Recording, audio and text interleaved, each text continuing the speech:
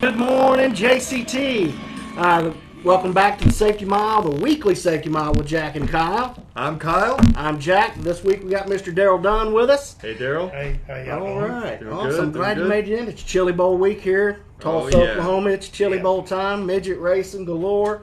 We're having a great time this week. So let's go ahead and get started with birthdays and the anniversaries. And Yes, sir. All right. We've got birthdays this week. We got Jacqueline Hetherington, Gerald Brown, David Beach, John Herb, Emily Milstead, Thomas Morgan, Willie Harmon, Joshua Cummings, Timothy Cook, Anthony Young, Stephen Below, who's actually going through orientation and is going to release this week and get out on the road, Francisco Babueno Aya, Eric McClendon, Gabriel Valdez, Edwin Norris, Juan Ferrer Martos, Ronnie Garrett, Michaela Carson, Jackie Bennett, and Rosalind Davison. Happy birthday, all y'all. happy birthday, guys. Happy birthday. Bunch of them this week. I hope you have a blessed one, guys. Oh, yeah. Okay, anniversaries. 1 year anniversaries. That's going to be Michael Brown, Miguel Hasso.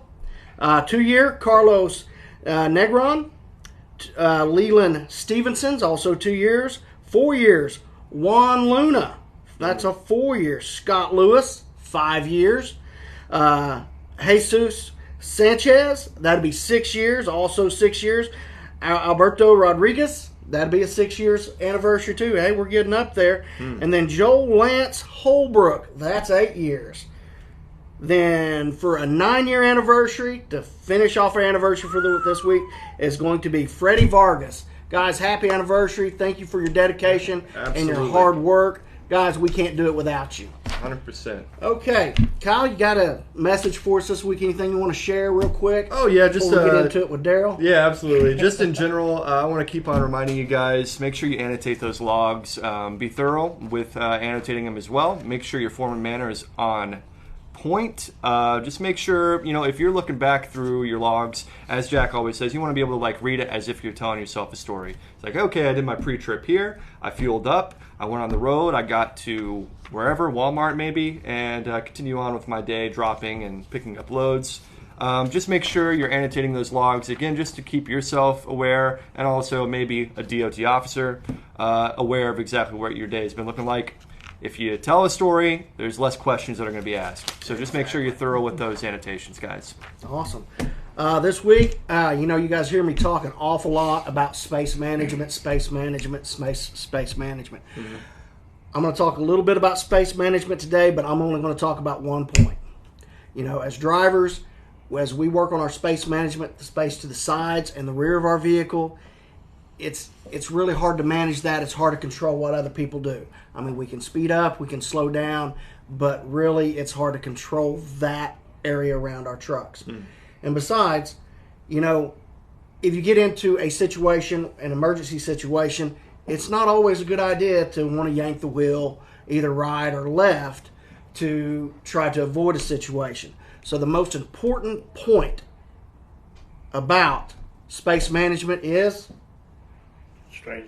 following distance. Following distance. Following distance. Come on, Darryl.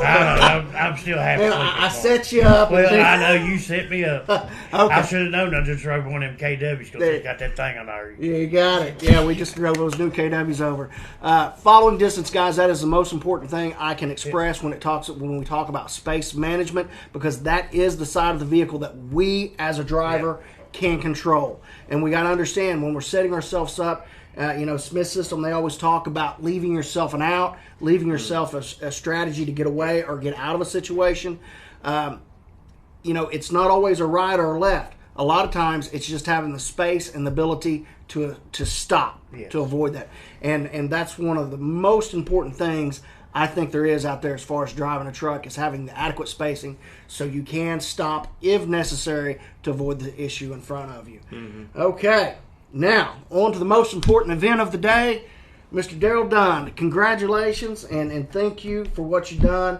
You went up to Maine and did the Wreaths Across America. You took the load down through Georgia. Yeah, I had 5 stops in Georgia. Milledgeville. Milledgeville. Right on. It's Georgia Memorial Veterans Cemetery. And you actually worked with them actually in the ceremony as far as going out and actually laying the wreaths out, right? Well, not this year, no. Okay.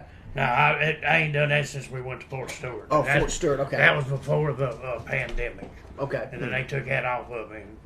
But next year, hopefully everything works out. I'm going to be doing one on my own to Virginia. Okay. Tell us a little bit about the ceremonies and how everything transfolds when you get up there to pick them up. Well, everybody gets up there, and they get everybody loaded up for the Arlington run. It's like 13, 14 trucks they load up. That are going to Arlington National. Yeah, and then they got others come in and drop some before on different stops. But they got 14, I believe it's 14 trucks and 2 buses, loads of people, escorts, just like when we left out from up there on Sunday morning. Yeah. Well, I'll go back. We start on Saturday, everybody gets loaded, all of us was getting loaded. Then we had a ceremony that night where they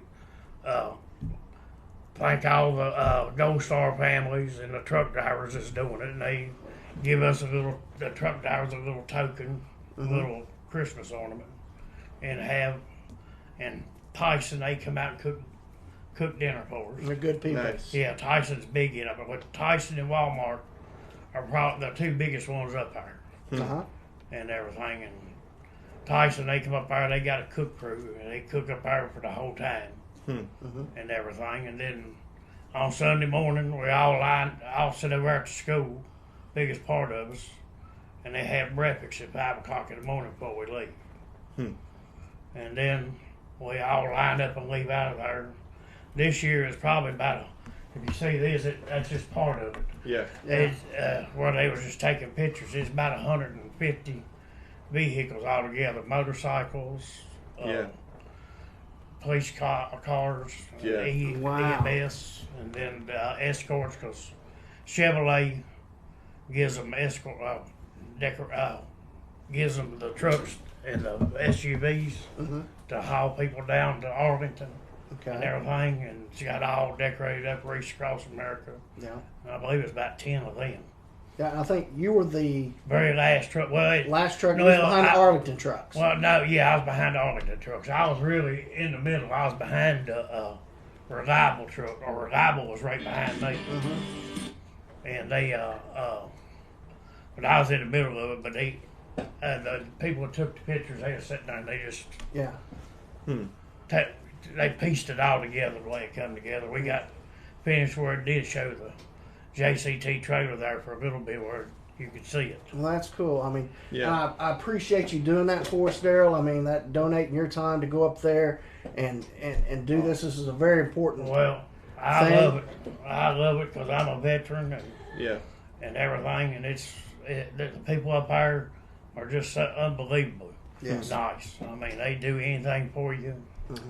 I mean, you can tell it's a huge operation right here. Yes. Trailers full of wreaths going. I mean, like literally, it says across America to deliver these to like veteran. Well, it starts in November, really, because they do a whole lot. Get a lot of wreaths and send them to Guam, to over to France, over to Normandy over there, and one thing they send some to Taiwan and stuff like that, where we got soldiers buried at. They send them there. Man. And they go out early. That's and amazing. And then they do from coast to coast. Wow. They're getting bigger every year. Because when I started out 5 years ago, when I left, I had 8 stops in Georgia and 14 pallets. This year I had 5 stops. Well, last year I had 4 stops and went to 22. And this year I had 5 stops and went to 24 pallets, which that's 25 boxes of cases of wreaths, and that's 9 wreaths to a box. That's amazing. It's a beautiful gesture. Oh, and, you know, and thanks to all the Gold Star families that's lost their loved ones, and all the people volunteer to lay the wreaths.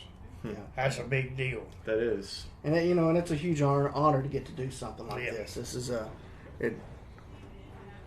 it's really neat that we can get to participate in such a thing as well. I enjoy it. honoring our veterans. I mean, I look forward to it every year to go up there. You know, it's JCT and Hirschbach even. Yeah, Hirschbach, yes. It's one of our utmost priorities is honoring and taking care of our veterans. Yes. How would you volunteer for that if you wanted to get involved? Would you just have to contact the company? Yeah, them, and you can always donate to them. Go online to Wreaths Across America and donate to them. You know, I believe it's $15 a wreath, but if you buy two, you get it. It's buy two get one free, and you have it sit anywhere you want to. Like if you want to do it for the Marines or the Army, or send it to a certain place, you can set it up. And if you want to help play wreaths, get in touch with your local military cemetery and stuff, and go through it like that, and they'll be probably more get in touch with somebody, local VFW or American Legion or something like that. VFWs, and or if you go to the like the Veterans and Memorial cemeteries and talk to them people, they can line you up in the right direction where you got to go. That is cool. I mean, that's a huge honor that we you are able to participate. I know Hirschbach even they had several trucks as well. Yeah. So I mean, and there right there goes Darryl right there at the end. There he is. There you go. They, all right. Yeah, the Hirschbach. I know of two. I don't know how many more they had. I know they had two because one did Houston, and he delivered and helped lay the wreath, I believe, down there. And there was another one. I can't remember where he was, but he was out there delivering at the cemetery. Well, Darryl, of course, as always, thank you for what you do for us. You know, you've been here a long time. You truly are family here to us at JCT. Yeah. Thank you for what you do and representing JCT in the fashion you do. I enjoy working here. Everybody's like family. That's right. I get along with everybody. Try to, at least. Absolutely. All right. Well, thank you guys for tuning in and watching us. Darryl, anything else you want to throw out there before we close out? Well, just be safe out there on the roads. And like Jack says, give yourself a way out. So that means don't follow too close. There we go. Kyle. Yeah, guys, thanks for tuning in. Again, thanks, Darryl, for your kind words and for this awesome gesture here. Really appreciate everything you do, and appreciate you guys for watching as well. Thank you very much. Leave a comment if you're curious about more about Wreaths Across America. Please reach out, and we'd be happy to kind of fill you in on everything. Well, just have them, try to put them in contact with me, and I'll. Absolutely. That'll work. I know you're on there on our Facebook. Yeah. Commenting and stuff all the time, too, so you can get in touch with Darryl that way as well. Yeah. All right, guys. Thank you so much. See you next week. Thanks again, guys.